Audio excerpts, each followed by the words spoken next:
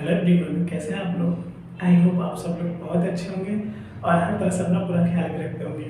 जैसा कि हम लोग पैसिव वॉइस सीख रहे हैं, हमने स्टेप बाय स्टेप आपको हर चीज़ देने की कोशिश की है।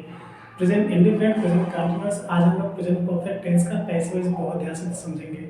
ये भी हर टेंस की तरफ बहुत ज़्यादा आसान है, बहुत ज़्यादा ईजी है बिल्कुल, लेकिन ध्यान दीजिएगा इंपॉर्टेंट भी है।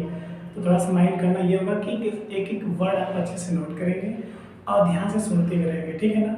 अभी चूंकि माइक नहीं है, आपको लगता है कि आवाज़ गूंज रहा है, तो प्लीज़ थोड़ा सा दो वॉल्यूम कम करके फुल स्क्रीन पर 1 या 2 फीट की दूरी पर रख के आप इस तरह से पढ़ाई करो, तो मुझे लगता है फिर आप गेट कर पाओगे। बहुत जल्द मैं माइक फ्री लूँगा। जो कुछ माइक लिया वो जो सपोर्ट नहीं कर रहा है, काम नहीं कर रहा है, उसको वापस करना पड़ा। फिर से अच्छी वाली माइक लेंगे। तब तक आप जुड़े रह, चूँकि आप सीखना चाहते हो तो आप चाहोगे तो मैनेज कर लोगे। प्लीज़ मेरा साथ दो। आइए देखते हैं, बहुत मज़ा आएगा। प्रेजेंट परफेक्ट टेंस हम लोग समझेंगे आज, ठीक है ना। तो यदि मैं इसका भी रूल बता दूँ आपको, हिंदी में आप लिखना चाहो तो आप लिख लो, चूँकि मैं नहीं लिखूँगा। मैंने ये सोचा है कि अब मैं पैसे वैसे टोटल इंग्लिश टू इंग्लिश ही चलूँगा लेकर के। तो आप यदि लिखना चाहो तो आप लिख सकते हो।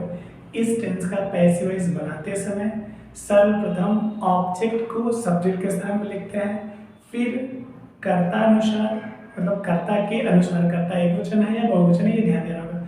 कर्ता अनुसार सहायक क्रिया हैज बीन व हैव बीन लगाकर वर्ब के थर्ड फॉर्म का प्रयोग करते हैं। ओके, फिर सब्जेक्ट को ऑब्जेक्ट के स्थान पर लिखकर उसके पहले बाई लगा देते हैं, ठीक है। बस इतना ही है। हम इसको पैटर्न में लिख देते हैं, ध्यान से देख लीजिए। रूल व पैटर्न सेम होगा। सबसे पहले सब्जेक्ट, ओके, सब्जेक्ट के बाद आप लिखेंगे हैज प्लस हैव, उसके बाद रहेगा बीन। चूंकि प्रेजेंट परफेक्ट टेंस में हैज और हैव लगता है ये थर्ड फॉर्म, तो इसमें सिर्फ नया बीन जुड़ जाएगा आपका, ठीक है ना। तो हैज और हैव प्लस बीन, उसके बाद आप रहेगा वर्ब की थर्ड फॉर्म। थर्ड फॉर्म तो पहले से लगती है इसमें, वही सेम थर्ड फॉर्म नीचे उतार देना होगा। उसके बाद आप लगा देंगे बाई प्लस ऑब्जेक्ट, ओके ना। उसके बाद आप लिखना चाहते हैं तो अदर वर्ड रहेगा। अदर वर्ड में प्लेस भी टाइम होता है, बाई के बाद ही रहेगा, ध्यान दीजिएगा, पहले नहीं करना आपको। तो इसको बनाते हैं, चलिए। आप चूंकि ये सिर्फ असर्टिव है, मैंने पैटर्न लिखा है, बट एग्जाम्पल के माध्यम से नेगेटिव और इंट्रोगेटिव में क्लियर कर दूंगा आपका, ठीक है ना। अब एग्जाम्पल देखते हैं। जैसे कुछ आपके मन में चल रहा होगा तो आप बता सकते हो, आप कमेंट करके बताया भी करो। We have won the match, simple, हम लोग मैच जीत गए, ठीक है। अब क्या होगा, तो क्या जीत गए हैं, मैच जीत गए। द मैच आपका ऑब्जेक्ट है, ये सब्जेक्ट हो जाएगा ना। सिंपल एकदम, आपको समझाने के लिए मैं एकदम सिंपल एग्जांपल दे रहा हूँ। आप एक्सरसाइज करो, जो भी प्रॉब्लम होगी मुझे बताओ, ठीक है। जिसमें भी, जिस वर्ड में प्रॉब्लम है, जिस रूल में प्रॉब्लम है, जिस तरह का भी सेंटेंस पैटर्न स्ट्रक्चर आप नहीं कर पा रहे हैं, मुझे बता दो। तो मैच आपका ऑब्जेक्ट था, अब यहाँ पर ये हो गया सब्जेक्ट, MATCH, मैच एक वचन है, सिंगुलर है, इसलिए हैज बीन होगा। क्या होगा, हैज बीन। अब क्या करना, वर्ब की थर्ड फॉर्म, हैज के बाद बीन प्लस वर्ब की थर्ड फॉर्म, तो बीन के बाद थर्ड फॉर्म लिखना है। तो वन, बीन का third form second form one होता है। अब आप लिख देंगे। उसके बाद हम, हमारे द्वारा है, वी आपका सब्जेक्ट है, तो उधर जगह क्या हो जाएगा, ऑब्जेक्ट। तो वी का ऑब्जेक्ट अस होता है, वी चूंकि सब्जेक्ट है, अब ये ऑब्जेक्ट बनाएंगे तो वी का ऑब्जेक्ट अस होता है, इसलिए बाई अस करना पड़ेगा, ठीक है। अब अगला सेंटेंस देखिए, he has not given us या given any chance to me. इसका मतलब समझते हैं पहले। He has not given any chance to me या he has not given me, ये me आपका यहाँ भी हो सकता था, तो any chance बाद में भी हो सकता था। ध्यान दीजिएगा, दो तरह के ऑब्जेक्ट होते हैं, एक सजीव और एक निर्जीव, मतलब लिविंग और नॉन लिविंग।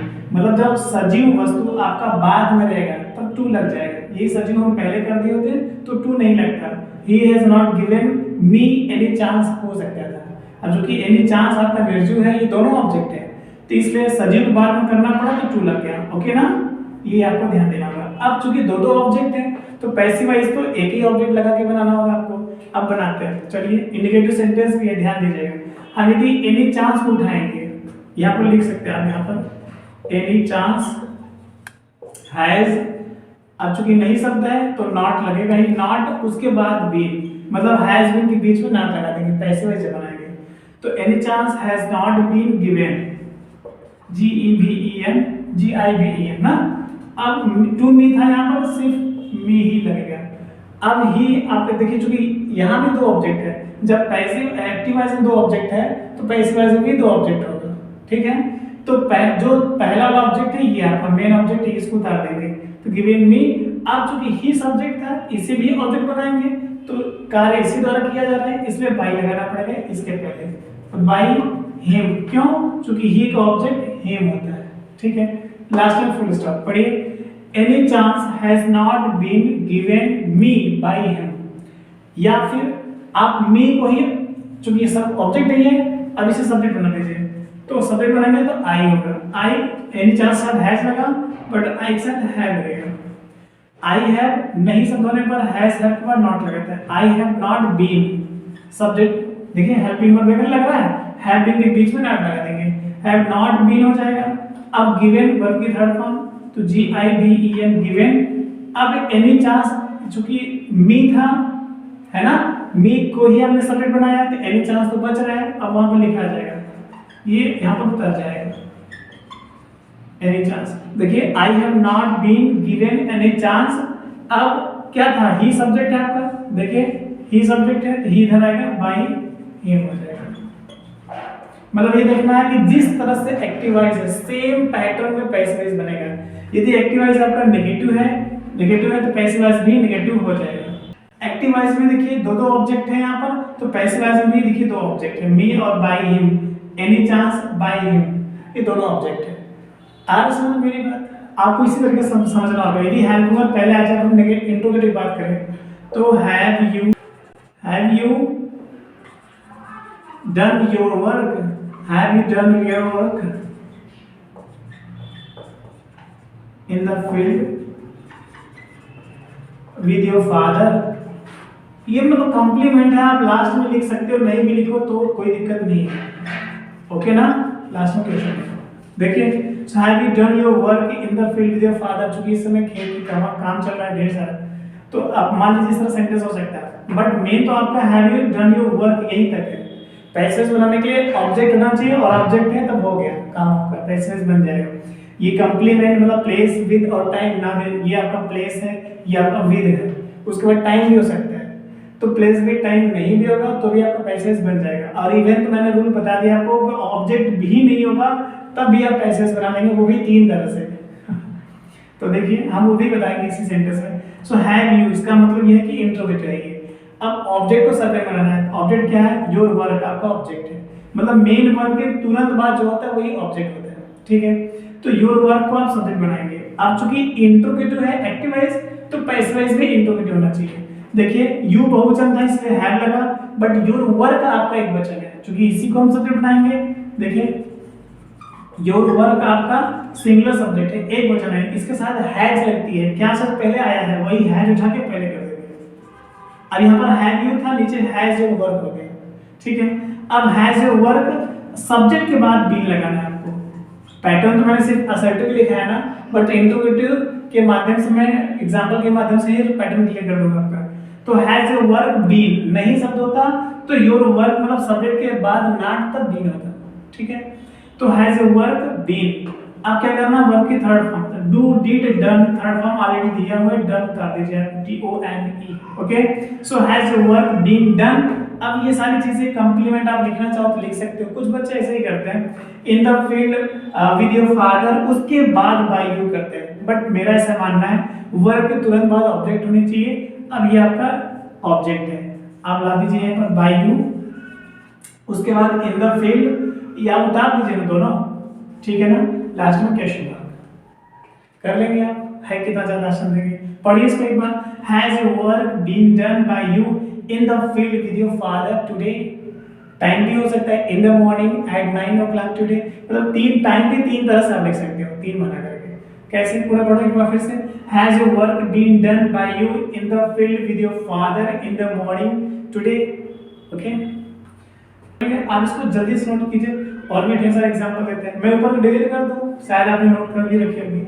आप नोट करते रहिए, मैंने बोला था आप समझते रहिए, नोट करते रहिए, क्योंकि टाइम बहुत कम है, छोटी सी वीडियो में हम मुझे हर चीज देनी है, ठीक है। अब एक हु वाला देखते हैं कैसे बनाएंगे। हु पे देख लीजिए, हु हैज, हु के बाद जब हैज लगा है इसका मतलब हु आपका सिंगल सब्जेक्ट है ना।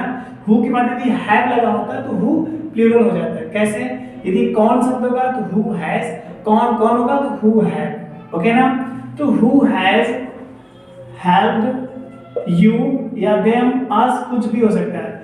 Who has helped us with money, MONEY, okay ना, विद मनी टुडे या इन द मॉर्निंग टुडे। अब हु हैज हेल्प्ड, किसने मदद की, हु मींस कौन और किसने होता है, तो हु हैज हेल्प्ड किसने मदद की है, अस मतलब हमारी, विद मनी पैसे से, टुडे आज, आज पैसे से हमारी मदद किसने की है या कौन किया है, तो कौन और किसने, हु मींस होता है। अब कैसे बनाएंगे, ध्यान से समझो, बहुत ध्यान से समझिएगा। इसमें हु को दो तरह से बनाते हैं। पहला तरीका ये है तो हु को आप हु में उतार दीजिए नीचे, सिंपल, ठीक है, कुछ नहीं करना, सिर्फ हु को हु में उतार दीजिए। उसके बाद आप हेल्पिंग वर्ड, क्योंकि ऊपर भी हेल्पिंग वर्ड नीचे भी हेल्पिंग वर्ड आएगा, क्या आएगा, डिपेंड करता है कि कौन सा ऑब्जेक्ट है जिसे आप सब्जेक्ट बनाने वाले हैं। तो ऑब्जेक्ट है यहाँ पर अस, ऑब्जेक्ट है अस, इसे सब्जेक्ट बनाएंगे तो अस का जो सब्जेक्ट होता है वो वी होता है। क्या होता है, वी मींस हम, इसका ही ऑब्जेक्ट अस है। तो अस ऑब्जेक्ट से सब्जेक्ट बनाएंगे तो वी हो जाएगा, और वी प्लूरल है, बहुवचन है। क्या लगाते हैं, वी के साथ हैव लगाते हैं, वही हैव पहले आएगा। हु हैव वी, उसके बाद बीन, पकड़िएगा बात प्लीज, माइंड इट, किस तरह से सेंटेंस बन रहा है। So who have we been, अब वर्ब की थर्ड फॉर्म हैव है, यहाँ पर हैव कर दीजिए, उसके बाद बाई लगाइए, क्योंकि ऑब्जेक्ट यहाँ पर होना चाहिए। तो हु का ऑब्जेक्ट बाई हुम होता है, मतलब हुम होता है, बाई हुम हम चाहते तो यहाँ करते हैं, बट हु को हु में ही उतार दिए और हमने क्या किया, लास्ट में सिर्फ बाई लगा दिया। वर्ब के तुरंत बाद बाई रहेगा, ध्यान दीजिएगा। ये बाई दर्शाता है कि यहाँ पर ऑब्जेक्ट है, होना तो चाहिए बट है।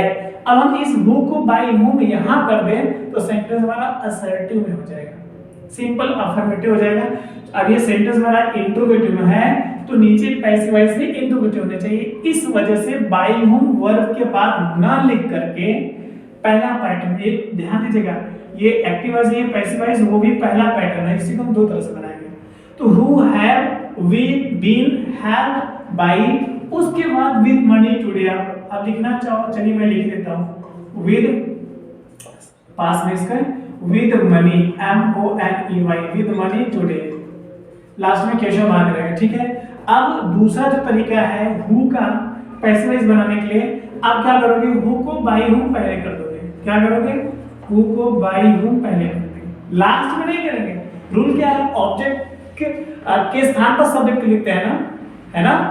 तो ऑब्जेक्ट यहाँ होता है, इसको यहाँ पर लेके आएंगे, सब्जेक्ट को ऑब्जेक्ट के स्थान पे करेंगे। तो ऑब्जेक्ट कहाँ होती है, वर्ब के बाद ही ऑब्जेक्ट होता है। बट हु के साथ ऐसा नियम नहीं है। हु जब भी सब्जेक्ट होगा उसका बाई हुम पहले ही होगा, ठीक है ना, बाद में बाई हुम नहीं करेंगे। हाँ, आप बाई लास्ट में करना चाहते हैं तो आप लास्ट में बाई कर सकते हैं, शुरू में आपको हु रहेगा, लास्ट में बाई रहेगा, हुम नहीं रहेगा, हु रहेगा, लास्ट में बाई हो जाएगा। तो बाई हुम, उसके बाद आप हेल्पिंग वर्ब, सेम वही सेम प्रोसेस है। क्योंकि ऑब्जेक्ट को सब्जेक्ट बनाएंगे तो ऑब्जेक्ट आपका अस है, अस बहुवचन है इसलिए वी लेना पड़ेगा, उसके अनुसार हैव लगाएंगे। सो बाय हुम हैव वी, अब सब्जेक्ट के बाद बीन, अब वी सब्जेक्ट है उसके बाद बीन। अब क्या करेंगे, हेल्प वर्ब की थर्ड फॉर्म कर दीजिए। अब कुछ बच रहा है, अब तो आपको बाई भी नहीं लगाना क्योंकि ये देखिए बाई पहले से आ गया है। अब क्या करना, फिर बाकी चीज, the rest things what you have, what you see in the sentence, you must write down them, okay, same without any change. अब उतार दीजिए क्या क्या है, विद मनी है ना, MONEY, विद मनी टुडे। अब कुछ यहाँ पर करना ही नहीं था आपको, आ रहा समझ मेरी बात। आप नीचे कर सब कर लिए ना नोट, अब नहीं किए हैं तो आई एम सॉरी, बैक जाके आपको देखना पड़ेगा फिर से, क्योंकि मुझे आगे बढ़ाना है, ओके ना। ढेर सारी चीजें हैं, कुछ भी छूटे ना, और हर सेंटेंस यदि हम रिवीजन करते रहेंगे आपका तो मुझे लगता है बहुत हेल्प मिलेगा। पहले आपने क्या देखा, सिंपल मैंने असर्टिव बताया, उसके बाद नेगेटिव बताया, फिर इंट्रोगेटिव फर्स्ट रूल बताई, इंट्रोगेटिव सेकंड रूल भी मैंने बताया अच्छे से। अब फिर मैंने बताया हु का नियम बता दिया। फिर अब क्या बताने जा रहे हैं, ध्यान से समझिएगा। प्रश्नवाचक शब्द हु के अलावा भी क्या है, मतलब क्या हु के अलावा भी प्रश्न शब्द ऐसे हो सकते हैं जो सब्जेक्ट का काम करते हैं, तो कुछ हैं। कौन कौन से हैं, how many, how much, whose और विच। हु तो हो चुका है, हाउ मच हुज विच पे देख लेते हैं। कोई एक सेंटेंस पर आपको जो अच्छा लगे, समझ आए इजिली। मैं बनाता हूं सिंपल, विच काउ, ओके ना, has, which cow has grazed in this field, in this field. ध्यान से देखिएगा। अब विच काउ मतलब कौन सी गाय, हैज ग्रेज्ड मतलब चरा है, इन दिस फील्ड इस मैदान में। अब ग्रेज मतलब ग्रास भी हो सकता है, बट मैंने ऑब्जेक्ट जानबूझ के नहीं रखा। ऑब्जेक्ट रख सकते थे बट इन दिस फील्ड मैंने प्लेस कर दिया। अब आप सोच रहे हैं कि इसमें ऑब्जेक्ट है ही नहीं तो कैसा सब्जेक्ट बनेगा, बट कौन, ध्यान दीजिएगा, पहले तो सब्जेक्ट निकालिए।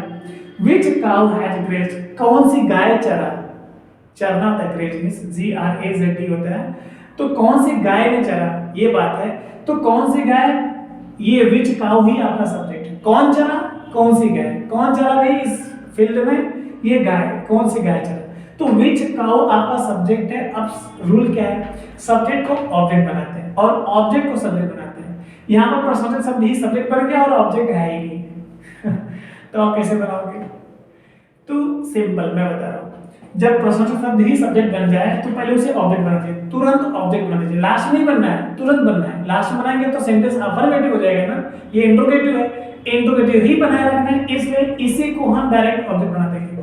अब बाई विच काउ पहले ही करना पड़ेगा। चलिए बाई विच काउ हो गया।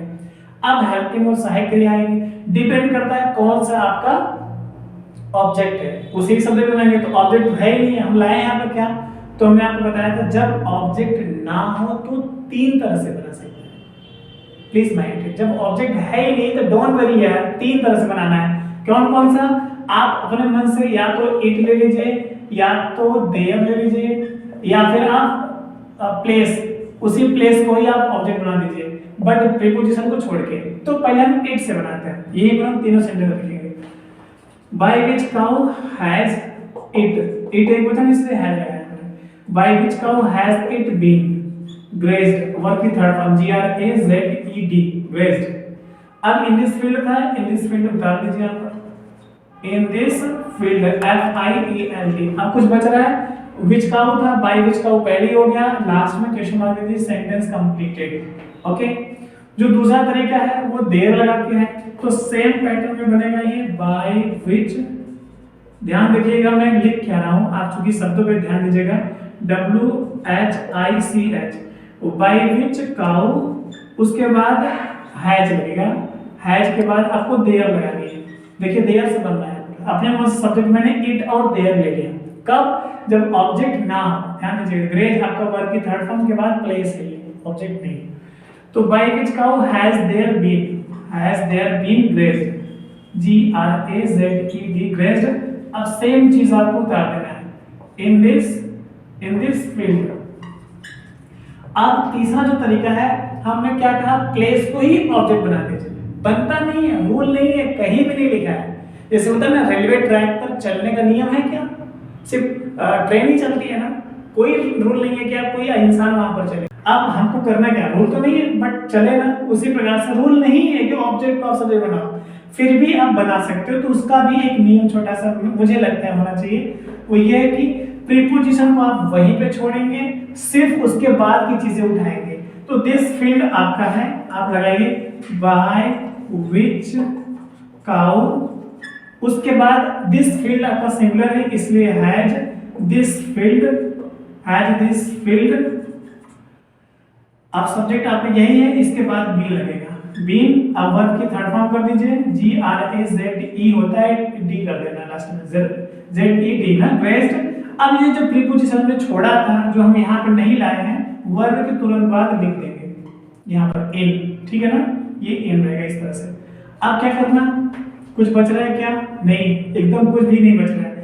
Bye which cow has field been grazed in, last में क्वेश्चन मार्क दे दीजिए। सोचिए इस तरह से भी बनता है पैसे, ये भी रूल है, बिल्कुल सॉलिड है, कोई एक भी सेंटेंस नहीं काट सकता।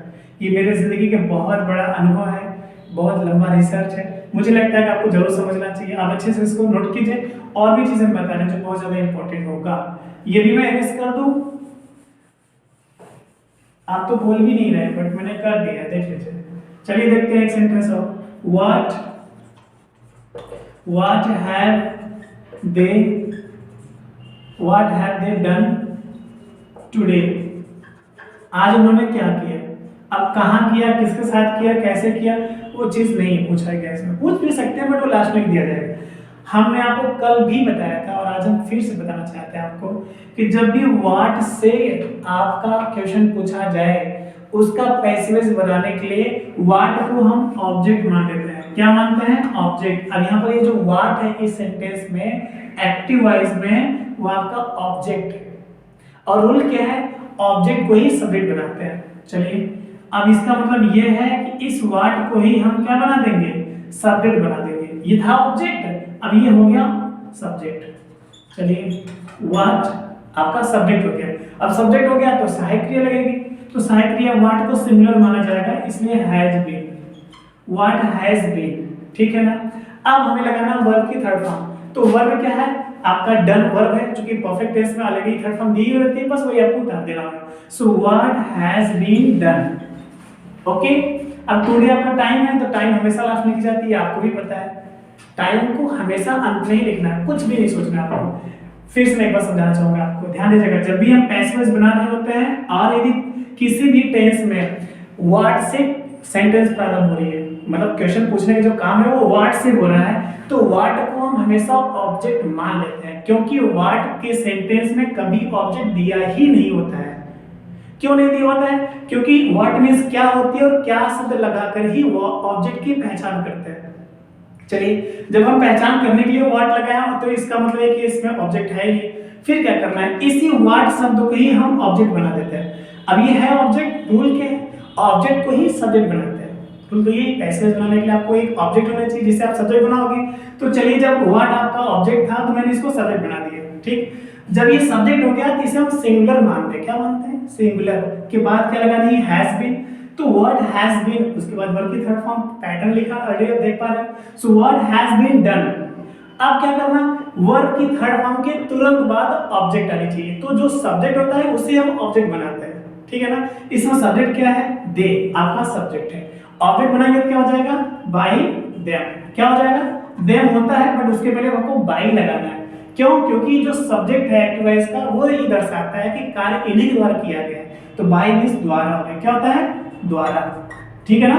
तो इसके नाते में बाय लगाना होगा। So what has been done by them. अब आपको ये टाइम है तो टाइम हमेशा अंत में ही लिखी जाती है, लास्ट में question mark. Is that clear, I hope. फिर भी आपको लगता है कोई डाउट है तो please leave a comment, I am there to help you by every way. So एक बात नहीं समझ में आती है तो एक बार प्लीज इसको रिवीजन जरूर कर लीजिएगा। मेरा ऐसा दिल कहता है कि आप एक बार रिवीजन करोगे तो श्योर आ जाएगा। प्लीज माइंडेड एक एक वर्ड को अच्छे से नोट कीजिएगा, समझिएगा। फिर भी कोई दिक्कत होती है प्लीज मुझे बताइए। फॉलो कीजिए, इंस्टाग्राम पे भी मैं हूँ, मैंने आपको बताया लिंक दिया है। टेलीग्राम चैनल भी आप वहाँ पे भी आ सकते हैं, फेसबुक पेज भी है, फॉलो करो प्लीज। हर तरह से हमसे जुड़ने की कोशिश करो। आपकी हर तरह की प्रॉब्लम इंग्लिश में सॉल्व करने की भरसक प्रयास करूंगा। I will do my best to make you understand by every way, but only when you guys join me. Okay, now wish you very all the best. Thank you, love you all.